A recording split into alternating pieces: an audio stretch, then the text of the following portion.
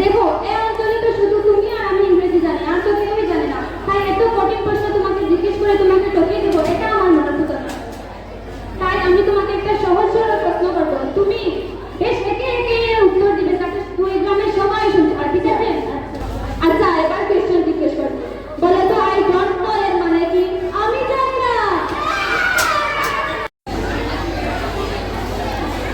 আসসালামু আলাইকুম everyone, my name is Aftar from SSC India. এখন আমরা আপনাদের সামনে প্রভাত কুমার মুখোপাধ্যায়ের রচিত মাস্টার মহাশয় গল্পটি অভিনয় করতে যাচ্ছি। দর্শকদের সুবিধার্থে আমি একটু উপসূত কিছু বলে দিচ্ছি। আমাদের অভিনীত নাটকে আছে দুটি গ্রাম, যথা নন্দীপুর ও গোসাইগঞ্জ। এই দুটি গ্রাম সারা বছরে কোনো না কোনো বিষয় নিয়ে প্রতিযোগিতায় লিপ্ত থাকে এবং নিজেদের গ্রামকে শ্রেষ্ঠ প্রমাণ করার মধ্য হয়ে ওঠে। ঘটনাক্রমে দুই গ্রামে দুটি স্কুল খোলা হয়েছে। সেই স্কুলের স্ব গ্রামের মাস্টার শ্রেষ্ঠত্ব বা পাণ্ডিত্য প্রমাণের পরীক্ষার মধ্যে দিয়ে একটি মজার বা হাসির পরিবেশ সৃষ্টি হয়েছে। তাই আমরা অভিনয়ের মাধ্যমে তুলে ধরার চেষ্টা করছি। প্রথমে নন্দীপুরের মিস্টার কারামণি দত্ত।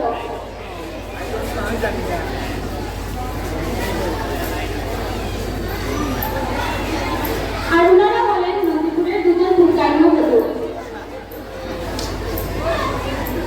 আর ওনারা হলেন নন্দীপুরের স্টুডেন্ট। এখন আমি গোসাইগঞ্জ গ্রামের পরিচয় করিয়ে দিচ্ছি। আমাদের নাটকের প্রধান নেতা গোসাইগঞ্জ গ্রামের লোক বিরু দত্তের সঙ্গে পরিচয় করিয়ে দিচ্ছি।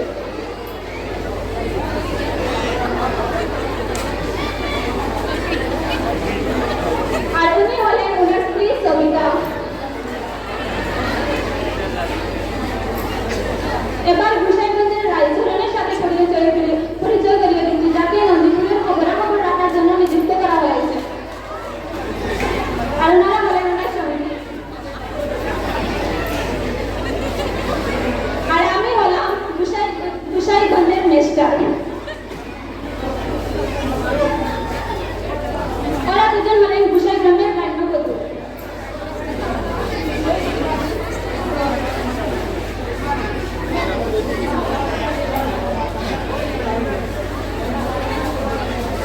এবার আমাদের অভিনয়টা শুরু করা হয়েছে।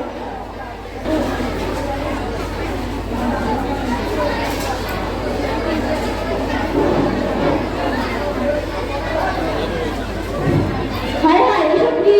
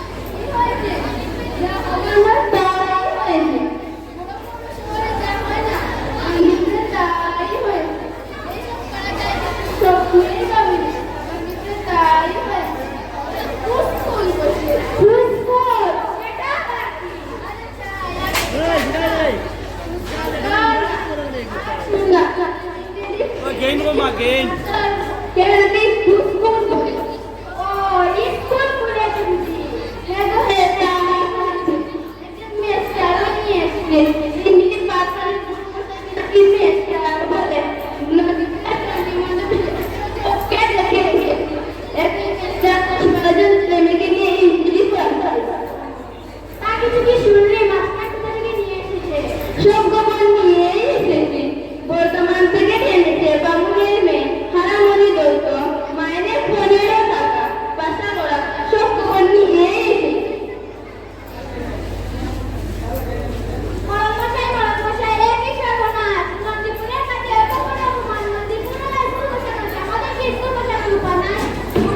তোমরা কিছু মনে করো না, তিন পুরুষ পড়া নন্দীপুর বিষয়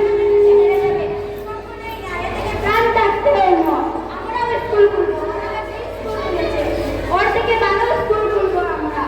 কলকাতা যাওয়ার আজকে তোমার দরকার আমি করেছি, আর তো কোনো ভাবনা নেই। মাস্টার এনেছে, আমরা 25 টাকা মাইনে দেবো। ওদের মাস্টারকে বলাতে পারে এমন মাস্টার নিয়ে আসবো আমরা। তোমরা যাও, বাড়ি যাও, সঙ্গে স্নান টান করো।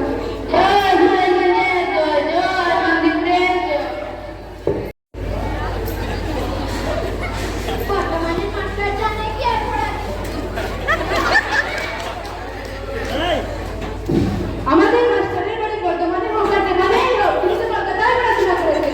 আমাদের মাস্টার পড়াশোনা করেছে যখন বর্তমানে কোনো ইংরেজি স্কুল ছিল না, তুমি কলকাতায় গিয়ে পড়াশোনা করেছি। আমাদের মাস্টার কলকাতায় গিয়ে পড়াশোনা করছে।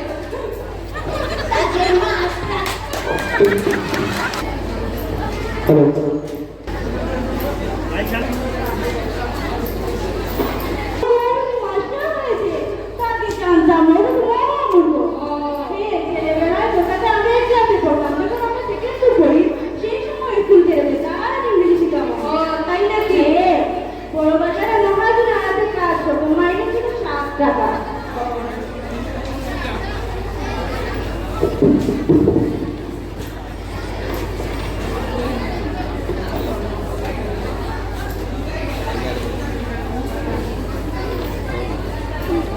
দিদিমণি সব কি শুনেছি? নন্দীপুরের মাস্টার আমাদের অপমান করেছে, আপনার এটা কি সত্যি? একেই বলে কলিকা। আসলে হয়েছে কি জানো, সেকেন্ড গ্রুপ পড়ার সময় তো আমি পারিনি, ও বেরিয়েছিল। হ্যাঁ, ঘটনা হলো স্যারকে প্রত্যেকদিন ক্লাসে কোয়েশ্চেন জিজ্ঞেস করতো, কিন্তু ও একদিনও আনসার দিতে পারতো না।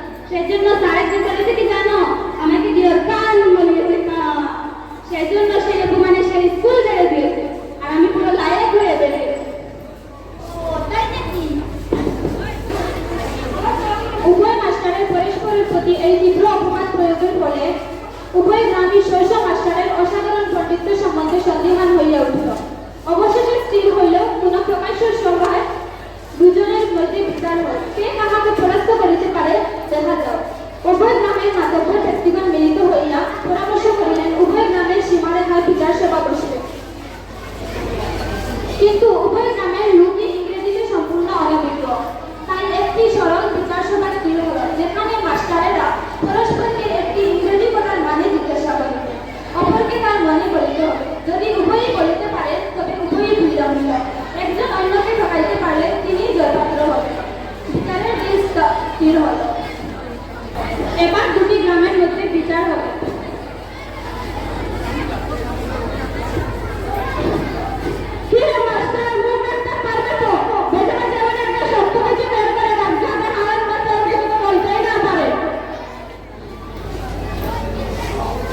আরে চিন্তা করছো কেন, আমি এমন কিছু বলবো ও আর মুখ দেখাতে পারবে না। তুমি দেখো ভাইয়া, আজ যদি মুখ রাখতে পারো তাহলে তোমার 5 টাকা মাইনে বাড়িয়ে দেবো। আমাদের মাস্টার আগে বলে,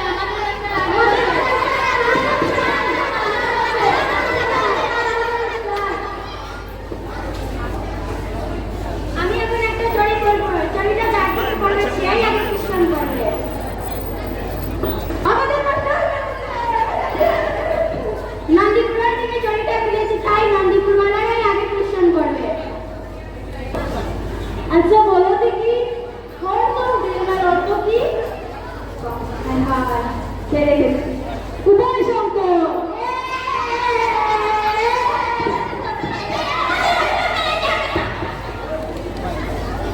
দেখো